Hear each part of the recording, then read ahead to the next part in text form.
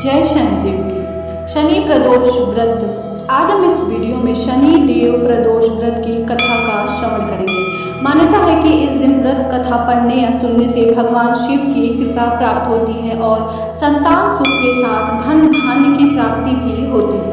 शनि प्रदोष व्रत का विशेष महत्व है। इस दिन भगवान शिव और माता पार्वती की विधि विधान से पूजा अर्चना की जाती है। 27 जून 2026 को शनि प्रदोष व्रत है। यह दिन भगवान शंकर के साथ ही शनि देव की कृपा पाने के लिए महत्वपूर्ण माना जाता है। इस दिन प्रदोष काल में शिव पूजन और मंत्रों का जाप अत्यंत शुभ और लाभकारी माना जाता है। ज्योतिष शास्त्रों के अनुसार जब प्रदोष व्रत शनिवार के दिन पड़ता है तो शनि प्रदोष व्रत का संयोग बनता है। मान्यता है कि प्रदोष व्रत में पूजन के समय व्रत कथा का पाठ या सुनना बहुत जरूरी होता है। प्रदोष व्रत कथा के बिना अधूरा माना जाता है। मान्यता है कि जो व्यक्ति शनि प्रदोष व्रत करता है उसे खोए धन की प्राप्ति होती है, जीवन में सफलता मिलती है और संतान सुख प्राप्त होता है। आइए अब शनि प्रदोष व्रत कथा का श्रवण करते हैं। प्राचीन काल में एक निर्धन ब्राह्मण की स्त्री दरिद्रता से दुखी होकर शांडिल्य ऋषि के पास जाकर बोली, हे मुनिवर, मैं अत्यंत दुखी हूँ और मेरे दुख का निवारण बताएं। मेरे दोनों पुत्र आपकी शरण में हैं। मेरे बड़े पुत्र का नाम धर्म है कि राजपुत्र है और छोटे पुत्र का नाम रुचिव्रत है। हम दरिद्र हैं और आप हमारा उद्धार कर सकते हैं। ऋषि ने प्रदोष व्रत करने के लिए कहा। ब्राह्मणी की बात सुनकर ऋषि ने उसे शनि प्रदोष व्रत करने के लिए कहा। तीनों नियम पूर्वक प्रदोष व्रत करने लगे। कुछ समय बाद प्रदोष व्रत आया, तब तीनों ने संकल्प लिया। छोटा लड़का रुचिव्रत एक तालाब पर स्नान करने के लिए गया तो रास्ते में उसे सोने से भरा कलश मिला, जिसे वह घर लेकर आया। प्रसन्न होकर माता से कहा कि माँ, यह धन मुझे रास्ते में मिला है। धन देखकर माता ने शिव महिमा का वर्णन किया। राजपुत्र को अपने पास बुलाकर बोली, देखो पुत्र, यह धन हमें शिव जी की कृपा से मिला है। इसे तुम दोनों पुत्र आधा आधा बांट लो। माता की बात सुनकर राजपुत्र ने भगवान शिव और माता पार्वती का ध्यान किया और कहा, माता, यह धन आपके पुत्र का ही है। मैं इसका अधिकारी नहीं हूँ। जब मुझे भगवान शंकर और माता पार्वती देंगे तब लूँगा। इतना कहकर राजपुत्र अपनी पूजा में लग गया। एक दिन दोनों भाइयों ने नगर भ्रमण का विचार किया। वहाँ उन्होंने कई गंधर्व कन्याओं को खेलते हुए देखा। उन्हें देखकर रुचिव्रत ने कहा, भैया, हमें इससे आगे नहीं जाना चाहिए। इतना कहकर रुचिव्रत वहीं बैठ गया, लेकिन राजकुमार कन्याओं के बीच अकेले ही पहुँच गया। वहाँ एक सुंदर कन्या राजकुमार को देखकर मोहित हो गई और अपनी सखियों से बोली, इस जंगल से भांति भांति के फूल लेकर आओ।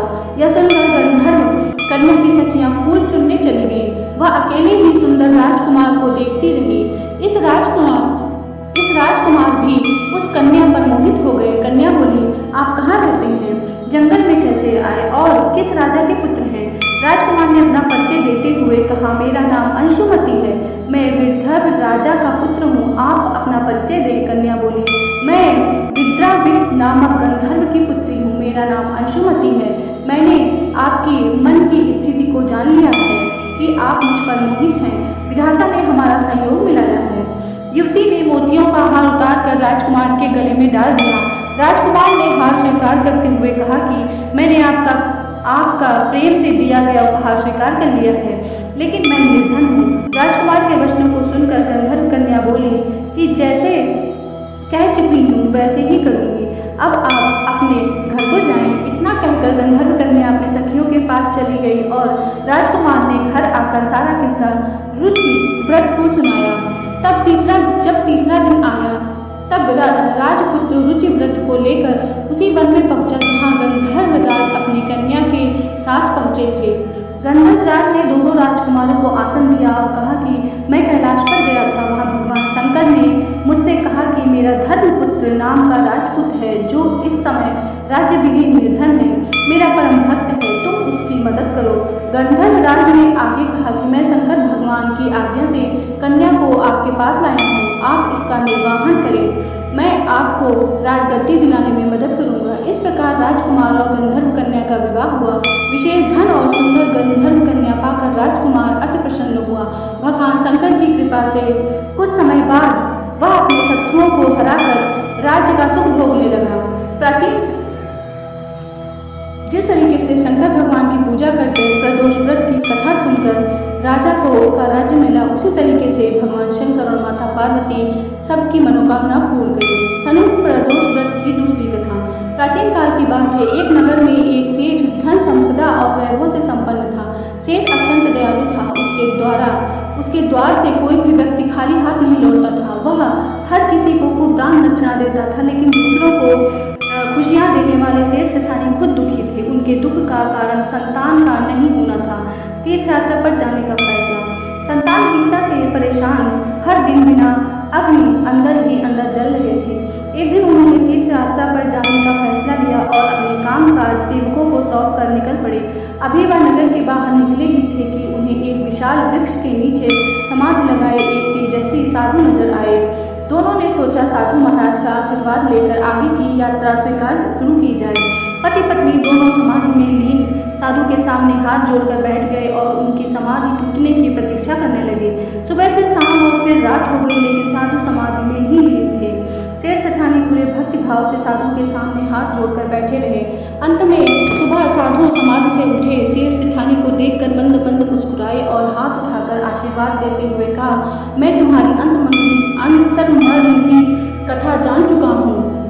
मैं तुम दोनों की भक्ति भाव से अत्यंत प्रसन्न हूँ। साधु ने संतान प्राप्ति के लिए शनि प्रदोष व्रत कथा का विधान समझाया और भगवान शिव का पूजन समझाया। तीर्थ यात्रा के बाद घर लौटकर सेठ सेठानी नियम पूर्वक शनि प्रदोष व्रत करने लगे। कुछ समय बाद सेठ की पत्नी ने एक सुंदर पुत्र को जन्म दिया। शनि प्रदोष व्रत के प्रभाव से उसके घर का अंधेरा खत्म हुआ और खुशियाँ लौट आई और दोनों आनंद पूर्वक रहने लगे। बोलो शंकर भगवान की जय। शनि प्रदोष व्रत कथा समाप्त। बोलो पार्वती मैया की जय।